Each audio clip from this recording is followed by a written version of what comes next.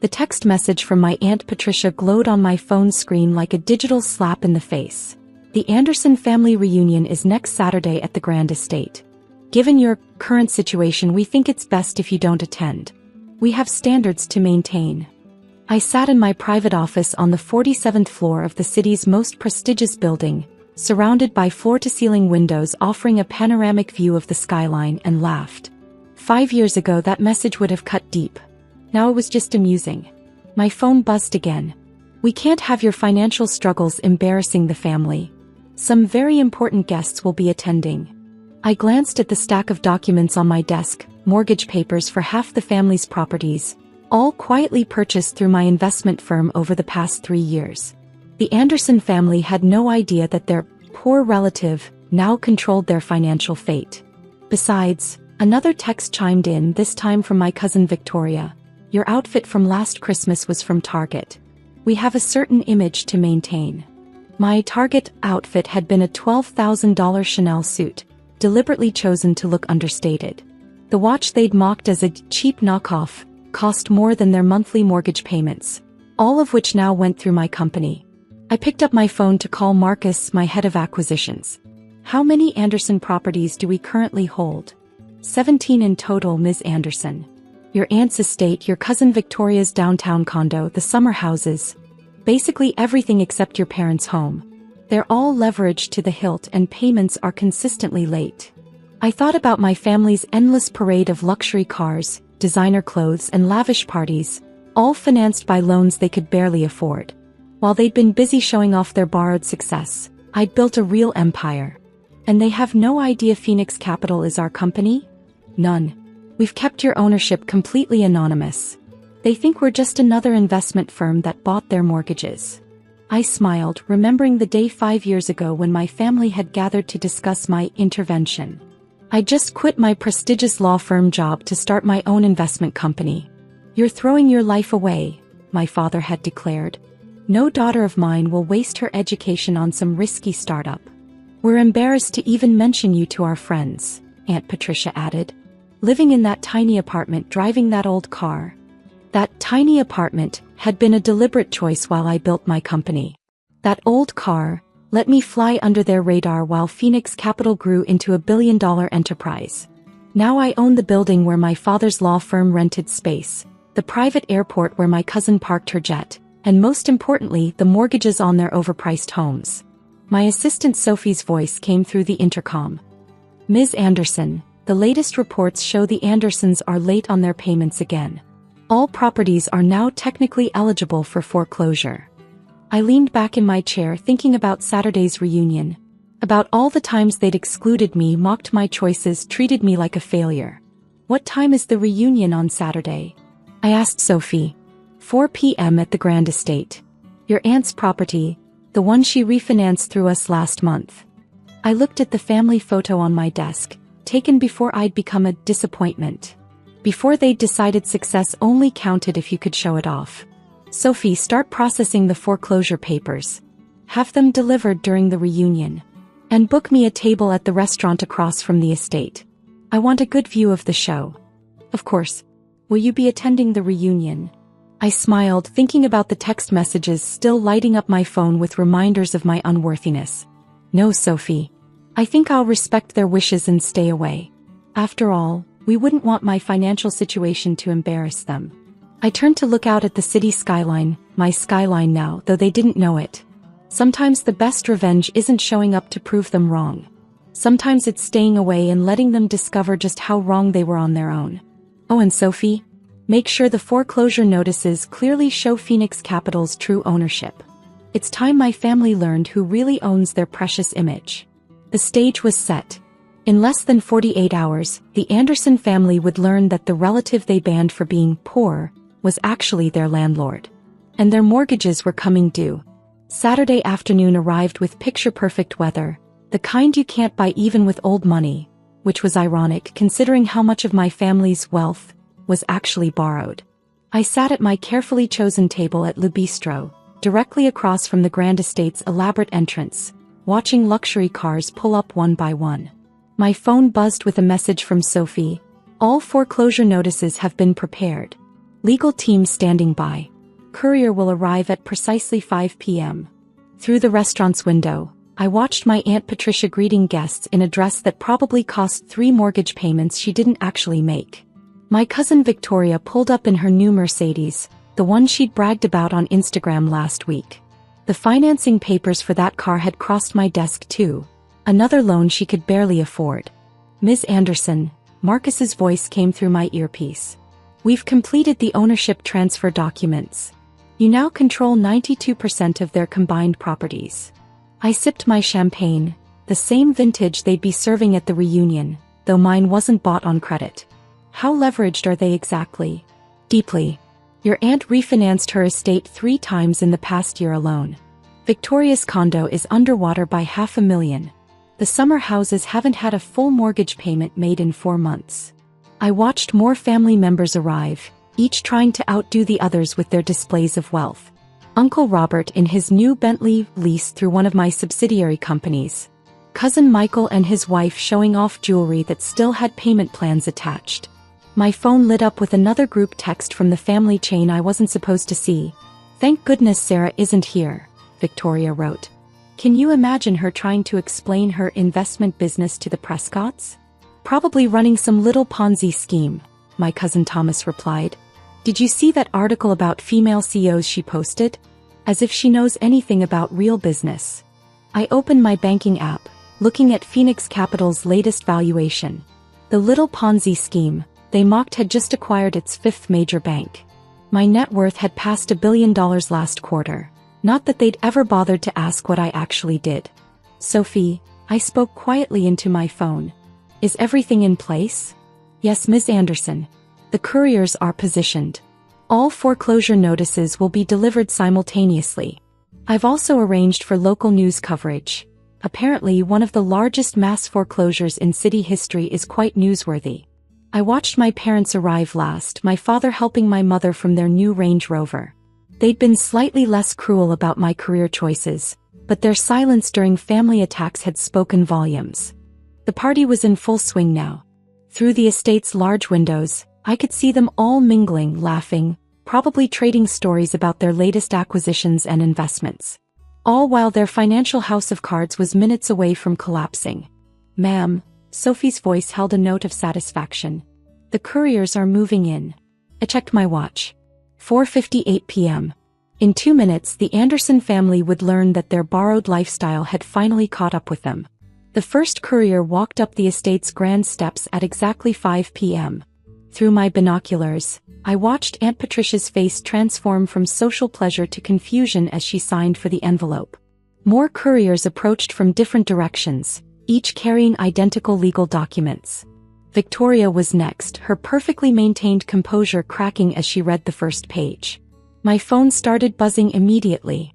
First Victoria, there must be some mistake. Call me immediately. Then Aunt Patricia, this is ridiculous. Who do these Phoenix people think they are? Uncle Robert, someone's playing a sick joke. I'm calling my lawyer. I watched through the window as their faces shifted from denial to panic. Victoria was frantically typing on her phone, probably trying to access the banking app that had already locked her out. Aunt Patricia had sunk into a chair, her designer dress crumpling as the reality of her situation hit her. Sophie, I said calmly. Implement phase 2. Across the city, for sale signs appeared in front of 17 properties. The summer houses, the downtown condos, the vacation homes, all simultaneously listed on the market. My phone buzzed again. This time it was my father. Sarah, something terrible is happening. We need your help. I know you have some experience with investments. I typed back a single response. I thought my investment business was just a little Ponzi scheme. The chaos at the reunion was visible even from across the street. Victoria was crying, mascara streaming down her face as she learned her condo would be auctioned next week. Uncle Robert was shouting into his phone, probably discovering that his lawyer couldn't help him anymore. Then came the moment I'd been waiting for. Sophie's voice held barely contained glee. Ms. Anderson, they've just received the ownership disclosure documents. Through my binoculars, I watched as Aunt Patricia's face went from red to white. Victoria dropped her phone. Uncle Robert stopped mid-shout. The documents revealed what they'd never bothered to discover: that Phoenix Capital was owned by the very relative they'd banned from their reunion. That every late payment, every refinance, every desperate attempt to maintain their lifestyle had put them further under my control. My phone exploded with messages. Aunt Patricia, this is impossible. You can't be Phoenix Capital. Victoria, please Sarah, we can explain. Uncle Robert, let's talk about this like family. I stood up from my table, leaving enough cash to cover my bill and a generous tip. It was time for the final act of this performance. Sophie, I said, walking to my car.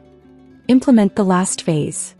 Across the city, sold signs appeared on all 17 properties. But the buyers weren't random investors or developers. Each property had been purchased by a homeless shelter, a domestic violence center, a rehabilitation facility, all causes my family had fought to keep out of their prestigious neighborhoods. As I drove away from the grand estate, I could see reporters arriving, drawn by the story of one of the city's most prominent families losing everything to the relative they'd shunned. My phone buzzed one last time. A message from my mother. Why didn't you tell us? I smiled, thinking of all the family dinners where they'd talked over me, all the reunions where they'd relegated me to the kids' table, all the times they'd dismissed my success because it didn't come with flashy displays of wealth. You never asked, I typed back. You were too busy maintaining your image to see what I was building. Then I turned off my phone and headed back to my office.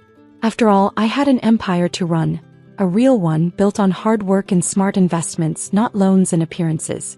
The aftermath of the reunion unfolded exactly as I'd planned, though even I couldn't have predicted the level of chaos that followed. By Monday morning, the story had made national news. Family bans poor relative from reunion discovers she owns their mortgages. I sat in my office, watching the city wake up as Sophie delivered my morning briefing. The Anderson properties have all been transferred successfully, she reported. The homeless shelter in your aunt's estate will open next month. Victoria's condo is being converted into a women's crisis center, and the summer houses are becoming rehabilitation facilities. I nodded, scrolling through the flood of messages still pouring in from family members. Their tones had shifted from demanding to desperate. Aunt Patricia, Sarah, darling, we can explain everything. That text wasn't meant to be cruel. We were trying to protect you. Victoria, please, I'll lose everything. My friends, my status, my life. Uncle Robert, be reasonable. We're family. You can't just destroy us like this. A knock at my door interrupted my thoughts. Come in, I called, knowing who it would be. My parents entered, looking smaller somehow, less certain than they had at the reunion. My mother's designer outfit seemed out of place now, knowing it was probably bought with borrowed money. Sarah, my father started, then stopped, taking in my office for the first time. The view, the achievements on the walls, the evidence of success they'd never bothered to see. How? My mother whispered. How did we not know? I gestured to the chairs in front of my desk. You never wanted to know. You were too busy being embarrassed by my choices to see where they were leading. But Phoenix Capital. My father struggled with the words. It's worth billions. You're on the Fortune 500. Yes, I said simply. I am. Though you'd know that if you'd ever actually asked about my work instead of dismissing it as a little investment business. My mother dabbed at her eyes with a monogrammed handkerchief. The foreclosures, the shelters. Was it all just revenge? I stood up, walking to the window. No, Mom. Revenge would have been selling your homes to developers, watching them tear down your precious estates for profit. This. I gestured to the city spread out before us. This is justice. Those shelters and rehabilitation centers will help people who need it. They'll do real good in communities you tried so hard to keep exclusive. But where will everyone go? She asked, her voice small. I turned back to face them. I've arranged temporary housing for family members who need it. Basic apartments, nothing fancy. They'll have to work real jobs, live within actual means.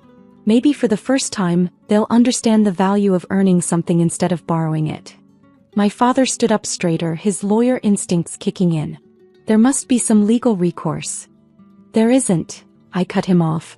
Every transaction was completely legal. Every loan, every refinance, every missed payment. It's all documented. You all signed the papers, too busy showing off your borrowed wealth to read the fine print. Sophie's voice came through the intercom. Ms. Anderson, the press is requesting a statement about the family situation. I pressed the button to respond. Tell them Phoenix Capital is implementing a new community improvement initiative, converting underutilized properties into social service facilities. No further comment needed. My parents flinched at my professional tone, perhaps finally seeing me as the successful CEO I'd become rather than the daughter they'd underestimated. Sarah, my mother tried one last time. We're still family. Are we? I asked quietly. Was I family when Aunt Patricia banned me from the reunion? When Victoria mocked my clothes? When you all laughed at my career choices? They had no answer for that. The properties are gone, I continued. The loans are due. The lifestyle you've been borrowing is over. But maybe now you can build something real, something earned. My father took my mother's arm, leading her toward the door. At the threshold he paused. We were wrong about you, he said softly.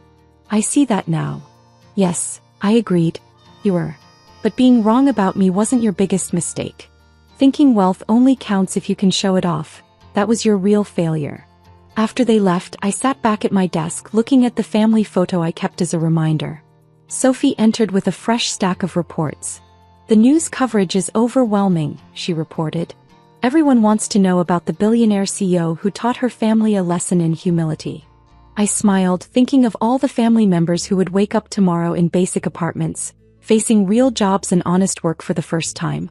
Send flowers to the new shelters, I instructed. And Sophie? Send a copy of the Forbes article about Phoenix Capital to the family, the one they never bothered to read when it came out last year. It's time they learned what real success looks like. Over the next few months, the Anderson family underwent a transformation. Victoria took a job as an entry-level accountant, learning the value of earned income.